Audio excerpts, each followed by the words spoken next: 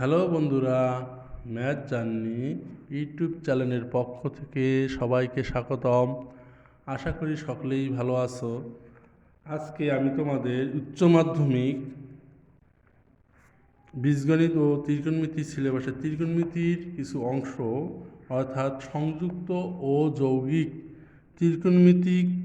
কোণের ত্রিকোণমিতিক অনুপাত বিষয়ে কিছু আলোচনা করব।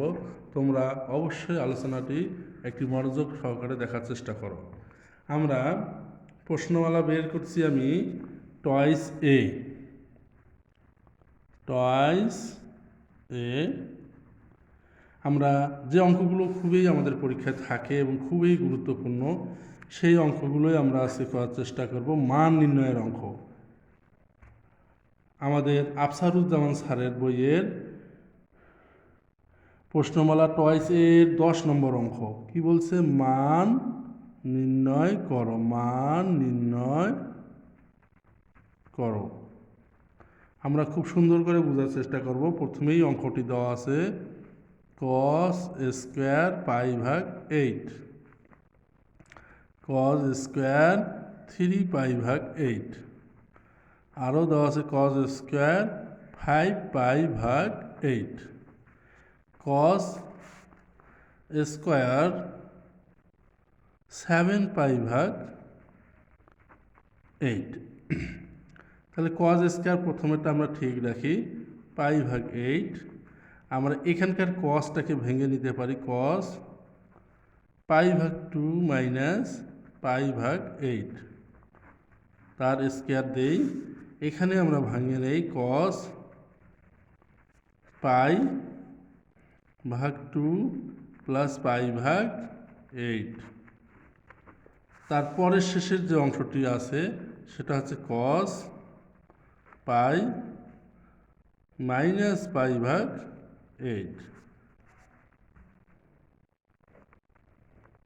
স্কোয়ার।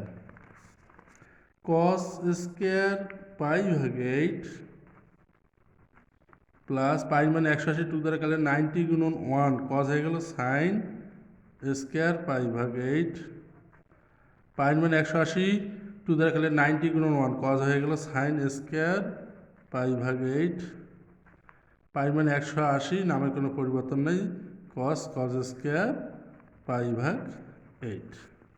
তাহলে cos square theta plus sine square theta 1, আবার cos square theta plus sine square theta 1। তার মানে আমরা পাচ্ছি 2 অ্যান্সার। এই ধরনের অঙ্ক খুব ইম্পর্টেন্ট এবং এই ধরনের অঙ্কগুলো খুবই পরীক্ষায় থাকে। তোমরা এই ধরনের অঙ্কগুলোকে সবসময় 3 স্টার মনে করবে। এরপরে 2 নম্বর অঙ্কটা আছে কি?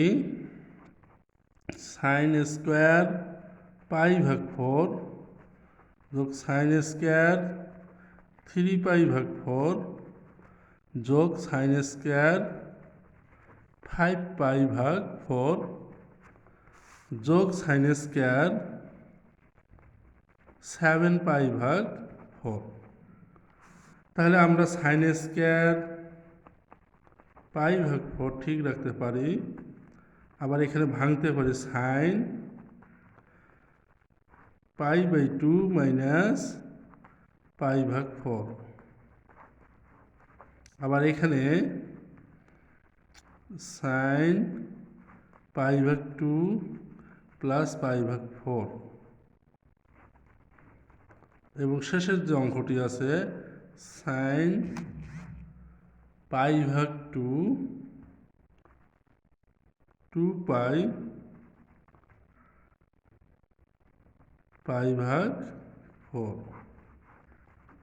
আমরা ভাঙানোর চেষ্টা করি। 4 লসাগু হচ্ছে 2 দ্বারা ভাগ দিলে আমরা 2 পাই আর 1 পাই, 3 পাই বাই 4 পাই। আর এখানে লসাগু যদি আমরা করি 4, তাহলে 2 পাই যোগ আমরা কত পাচ্ছি? শুধু পাই, 4 পাই আর 1 পাই 5 পাই। এখানে শুধু পাই আমরা ব্যবহার করতে পারি। আর এখানে 4 জন্য 8 পাই থেকে 1 পাই বাদ দিলে 7 পাই ভাগ 4। আর এখানে হচ্ছে 4 পাই, 2 পাই যোগ 1 পাই 3 পাই ভাগ 4। তাহলে পাইর মান ঠিক থাকলো সাইন স্কোয়ার পাই ভাগ 4 পাইয়ের মান 180, 2 দ্বারা কাটলে 90, 90 গুণন 1, তাহলে সাইন হয়ে গেল কস স্কোয়ার পাই ভাগ 4। আবার পাইয়ের মান 180, 90 গুণন 2, নামের কোনো পরিবর্তন নাই, সাইন স্কোয়ার পাই ভাগ 4। আর এখানে হচ্ছে কত আমাদের 4 পাই, 4 দুগুণে 8 পাই থেকে 1 পাই বাদ দিলে হচ্ছে 7 পাই, 7 পাই ভাগ 4, তাহলে 90 গুণন 2, আবার 2, 90 গুণন 4, তাহলে নামের কোনো পরিবর্তন হচ্ছে না। না হওয়ার কারণে আমরা এখানে পাচ্ছি সাইন স্কোয়ার পাই ভাগ 4। আমরা 3 নম্বর হিসেবটা আরেকবার করে দেখি। যদি আমরা 4 পাই আর একে 5 পাই ভাগ 4, 5 পাই ভাগ 4 হওয়ার কারণে নামের কোনো পরিবর্তন হচ্ছে না। না হয় আমরা এখানে সাইনটাকে কখনো কস পাই করতে পারতেছি না। তাহলে আমরা পাচ্ছি যে সাইন স্কোয়ার পাই ভাগ 4 যোগ সাইন স্কোয়ার পাই ভাগ 4 যোগ সাইন স্কোয়ার পাই ভাগ 4, 3 সাইন স্কোয়ার পাই ভাগ 4, আর এখানে কজ স্কোয়ার পাই ভাগ 4, 3 থাকলো সাইন স্কোয়ার পাই ভাগ 4 মানে সাইন 45 ডিগ্রির মান হচ্ছে 1/√2, তার উপর হচ্ছে আমাদের স্কোয়ার, এখানেও হচ্ছে 1/√2, তার উপর হচ্ছে স্কোয়ার, 3 থাকলো, এখানে স্কোয়ার রুট কাটে গেলে হাফ হয়, এখানে স্কোয়ার রুট কেটে গেলে হাফ হয়, তাহলে 3/2, এখানে হাফ, লসাগু করো 2, 3 যোগ 1, তার মানে 4/2, কাটলে আমরা 2 পাবো। এই হচ্ছে অঙ্কের অ্যান্সার। আশা করি সকলেই বুঝতে পারছো। আজ তাহলে এই পর্যন্তই। সবাই ভালো থাকো, সুস্থ থাকো, খোদা হাফেজ।